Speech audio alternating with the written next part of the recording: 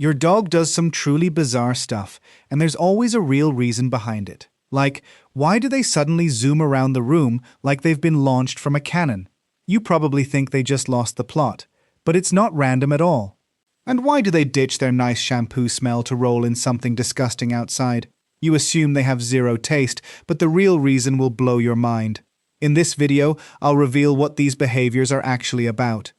Now, let's start with why your dog eats grass.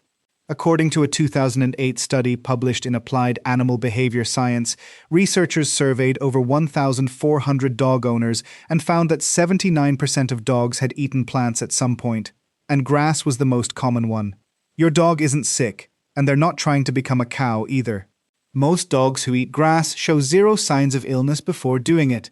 Grass actually contains fiber, and fiber helps move things along in your dog's digestive system. So, if your dog's stomach feels off, eating grass is basically their version of taking a digestive supplement. Wild dogs and wolves also eat plant material, so this behavior goes way back. Your dog is just following old instincts that their ancestors passed down. Another thing dogs do that confuses a lot of owners is licking their paws. Your dog isn't just grooming themselves like a cat. There's usually something specific triggering it. If your dog licks one paw over and over, that paw might be injured or irritated. If they're licking all four paws, it's more likely allergies. And yes, dogs get seasonal allergies just like you do. Grass, pollen, and certain foods are common triggers. You might also notice the fur around their paws turning a reddish-brown color, which is a sign of chronic licking caused by irritation.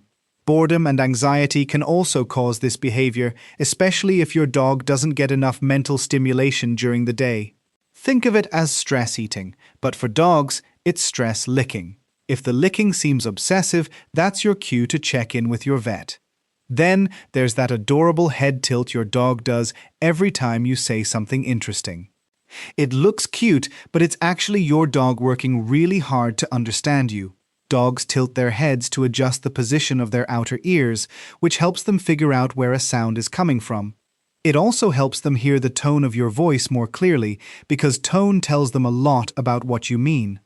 Some researchers also think dogs tilt their heads to get a better visual on your face, since their muzzle can block part of their view.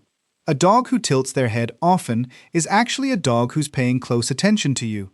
Dogs with flatter faces tend to tilt more because their facial structure makes hearing harder. So, when your dog does that little tilt, they're not just being adorable on purpose, they're genuinely trying to figure out what you're saying. Now, let's talk about why your dog ditches their fresh bath smell to roll in something absolutely disgusting. Scientists found that this behavior, called scent rolling, is deeply rooted in predator instinct. Wolves in the wild do the exact same thing, rolling in strong smells to mask their own scent before a hunt. Your dog isn't doing it to gross you out. They're doing it because some ancient part of their brain says, "This is a great idea." The stinkier the source, the better it works as a disguise. Dead animals, fox poop, and rotting food are basically the holy grail of scents for your dog. Your dog also might be trying to bring that interesting scent back to the pack, which in this case is you. So yes, your dog is essentially trying to share a gift with you. Disgusting? Absolutely. Logical from a dog's perspective? 100%. Another behavior that looks both funny and a little concerning is when your dog chases their own tail. Puppies do it most often because they're still figuring out that the tail is actually attached to them. It's basically a puppy discovering a new toy that goes everywhere they go. Adult dogs sometimes do it out of boredom, especially if they haven't had enough exercise or mental stimulation that day. But if your adult dog chases their tail a lot and seems unable to stop, that could point to a compulsive behavior worth checking out. Some breeds, like bull terriers, are more genetically prone to tail chasing than others. Occasionally, it can also signal a medical issue like an irritation or injury near the tail. If it happens once in a while, it's harmless fun. If it's happening constantly, your dog might be telling you something needs attention. And then there's the whining, which is honestly one of the most effective things your dog does to get what they want. Whining is your dog's way of communicating something urgent, and they've learned it works really well on humans. A dog might whine because they're excited, anxious, in pain, or just really want that piece of chicken you're holding. The pitch and pattern of the whine actually carry different meanings. A high-pitched, repetitive whine usually signals excitement or anticipation. A more drawn-out, low whine often signals stress or discomfort. Your dog figured out early in life that making noise gets a human's attention fast. If you always respond to whining with treats or cuddles, congratulations, you've trained your dog to whine more. Paying attention to when and how your dog whines helps you actually understand what they need instead of just guessing. Here's one most people don't even think about. Dogs get hiccups too. Your dog gets hiccups for the same basic reason you do. They're diaphragm spasms. Puppies get hiccups way more often than adult dogs because they eat and drink fast, swallowing a lot of air in the process. That extra air irritates the diaphragm, and boom, hiccup city. High excitement can also trigger them because rapid breathing changes the rhythm of the diaphragm. Most hiccup sessions in dogs last just a few minutes and go away on their own. You don't need to scare your dog or hold their nose. None of the human hiccup cures are relevant here. Calm your dog down and let them breathe slowly. That usually does the trick. Now, let's talk about one of the most relatable things your dog does. Losing their mind over peanut butter. Your dog isn't just being dramatic. Peanut butter genuinely hits different for them on a sensory level. Dogs have a strong preference for high-fat, high-protein foods, and peanut butter delivers both in one sticky spoonful.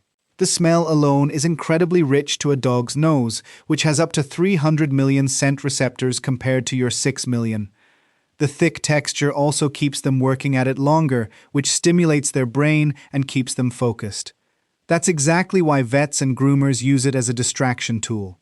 Licking also releases calming chemicals in your dog's brain, so peanut butter basically becomes a stress reliever. Just make sure your peanut butter doesn't contain xylitol because that sweetener is toxic to dogs.